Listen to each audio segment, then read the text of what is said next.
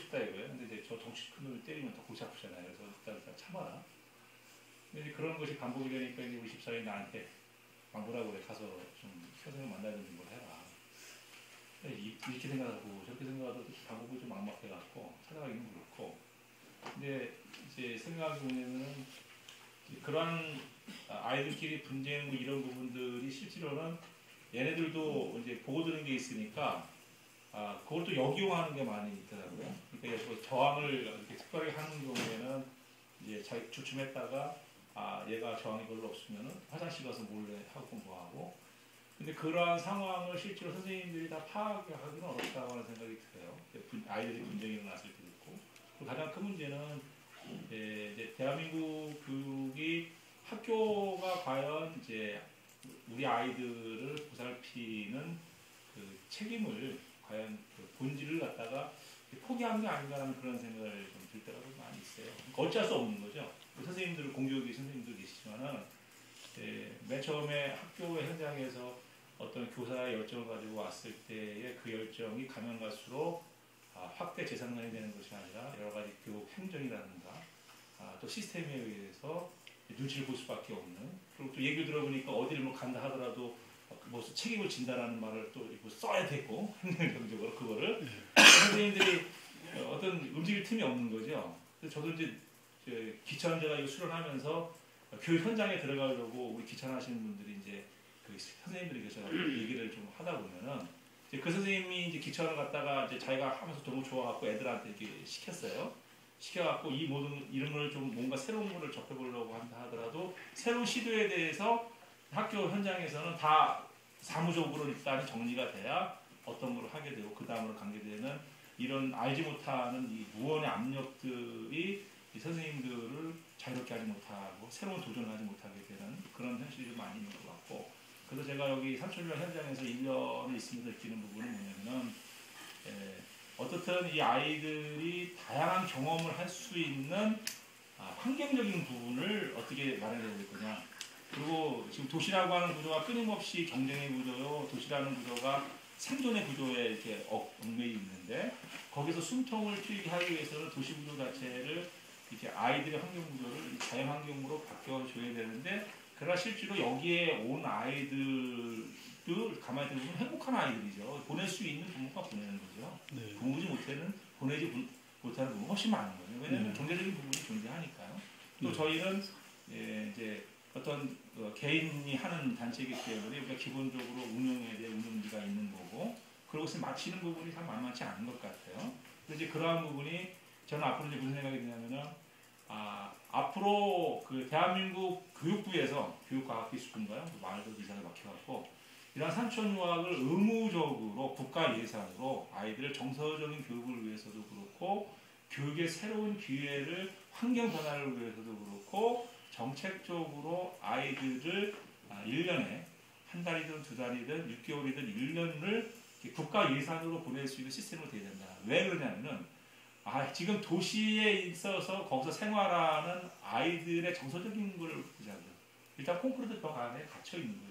그리고 끊임없이 어떤 경쟁의 구조 가운데 그 논리, 교육 논리, 도시의 교육 논리 아니면은 그 자본의 교육 논리 아니면 서열의 경쟁의 교육 논리에 예를 들어 세대를 받고 하다 보니까 끌려갈 수밖에 없는 거죠. 자기 자신도 불안한 거죠. 내가 조금은 아이들이 좀 뭐 정서적으로 불안해서 튈 수도 있고 또 적응력이 부족해서 공부에 못 따라갈 수도 있고 하는데 그런 아이들이 존재하면은 선생님들이 부를 수밖에 없거든요. 걔 때문에 수업 분위기가 안 된다 뭐 한다. 그러면서 또 그 부담이 곧바로 부모를 부리게 되고 그랬을 때 선택할 수 있는 거는 많지 않다는 얘기인데 그런 사람들을 그런 아이들이 이러한 환경에 여기 상당히 좋은 환경이거든요. 왜냐하면 우리가 여기 선생님이 우리 세 사람하고 또 밥해 주시는 분 또 청소 도와주시는 분 5분이 있는데 이 관계 형성이 그렇죠. 부모만 있는 게 아니라 또 선생님만 있는 게 아니라 다양하게 존재한다는 거죠. 네. 아이들한테 중요한 거는 다양한 관계를 맺게 하는 거죠.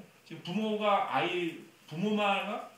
아이만을 교육 전체를 책임질 수가 없는 구조가 됐습니다. 또 학교 선생이 전체를 책임질 수 있는 구조가 되어 있는 게 아니거든요. 지금 도시는 또 한 반이 훨씬 많잖아요. 그러니까 한 선생님이 그 아이들을 다 일일이 케어할 수가 없는 상태죠. 근데 여기는 그래도 여러 생각이 선생님이 그러니까 아이 하나하나에 대해서 배려하고 이렇게 관찰하고 또 뭔가 도와줄 수 있는 그런 그나마 여기가 가능이 그게 되는 거잖아요. 그러니까 지금 가장 뭐냐면 아이들이 분쟁이 많거든요. 실은요 이렇게 애들끼리. 그러면 예. 예를 들면은 도시에서 선생님들이 한 2, 30명의 누가 하나 분쟁이 났을 때 그 분쟁을 해결하기 위해서 투여하는 시간 자체가 실은 물리적으로 많지가 못하거든요. 근데 우리 같은 경우는 그런 분쟁을 어떻든 우리가 개입을 해갖고 서로 대화하게 하고 뭐 그런 과정들이 상당히 길어요. 근데 그 긴 과정을 통해서 야 내가 한번 이렇게 시비 걸고 싸웠더니 이거 되게 복잡하구나. 이제 그런 벽도 느끼고 그러면서 그 과정 가운데서 내가 이렇게 시비 유발자가 됐을 때에 자기의 행동에 대한 책임을 지워야 되고 또 거기에 그런 것을 배움을 통해서 우리가 함께 살아간다고 하는 것이 남에 대한 배려와 듣고 주고받는 관계가 되지 않는다고 하는 것이 이 과정 가운데서 진실을 배우게 되거든요. 그래서 저는 대한민국의 선생님들이 무능하다고 보지 않습니다. 또 부모들이 무능한 게 아니에요. 그분들이 교육에 집중할 수 있는 시간 자체가 이 도시 구조 가운데서 먹고 사는 구조 가운데 자본이 뺏어가고 국가 권력이 뺏어가고 이런 데 다 뺏겼거든요. 그러니까 이 부모나 교사들도 다 지쳐 있어요. 지쳐 있는데 자기 아이가 문제가 딱 나왔을 때 이걸 어떻게 케어를 해야 되는데 이 방법이 없는 거죠. 돈이 있으면 돈을 때려 받겠죠. 아니면은 뭐 어느 정도 좀 여유가 있으면 그러겠지만 그러지 못할 경우에는 실은 거의 저는 무방비 상태가 됐다고 보거든요. 그리고 과거에는 한 아이가 그 공동체가 키웠잖아요. 한 아이에서 이런 문제가 나오면은 할아버지가 아니면 저쪽 삼촌이 아니면 동네 형이 이렇게 해서 야 너 그러면 안 돼 이렇게 해서 배웠는데 지금은 도시 가운데서 딸랑 공개지게 되면은 도시 가운데서 자기를 보살핀 사람이 부모가 아닌 거에는 아무도 없다고 하는 거죠. 그랬을 때 부모도 바쁘죠. 그렇죠. 그걸 보살필 사람이 없어요. 그러면 얘는 생각이 자기를 어떤 관계성이 깨지다 보니까 어떤 방법을 모르는 거죠. 자기 방법. 그래서 앞으로 더 큰 문제가 뭐냐면은 이 사회 부정한 사람들이 나중에 정신적인 문제가 더 많아질 텐데 문제는 그 사람들이 그러한 분쟁이 있었을 때 자기가 잘못됐을 때 누군가가 다가와서 그것을 케어하고 끊임없이 대화하면서 어떠한 단계로 끌어올릴 수 있는 과정을 충실히 밟았느냐 그리고 그렇지 않고 내팽개쳤느냐 이거에 따라 이 사람들이 10년, 20년이 되면은 자기 폐쇄적인 구조가 돼버리니까 그러면 그냥 묻지마 뭐가 되는 거예요. 이제 그것을 양산할 수밖에 없는 사회 구조가 됐다고 하는 거죠. 그런 측면에서 저는 산천유학이 경제적인 문제를 어떠한 형태로든 공적 자금이 투여가 돼서 지금은 어떻게 보면 중산층 이상 되시는 분이 그나마 혜택을 받고 있어요. 근데 중산층이기 때문에 가능해요. 근데 어쩌면 경제적으로 부족한 그 이하의 사람들의 아이들이 저소득층이 실은 더 심각한 문제거든요. 이게요. 그럼 그 아이들을 도시 자체 내에서 어떤 시스템에 의해서 케어할 수 있고 하면 되는데 그게 안 된다는 거죠.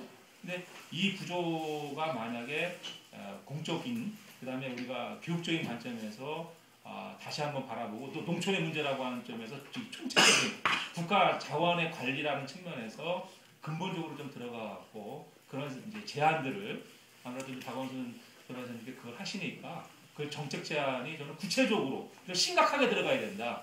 지금의 같은 교육적인 환경에 접한 아이들이 10년, 20년 후에는 우리가 지금 걱정하는 그런 사람이 있잖아요. 그것을 우리는 지금 만들고 있는 거거든요. 그걸 어떻게 할 거냐. 이 부분에 대한 심각한 고려가 있어야 되지 않느냐. 그런 점.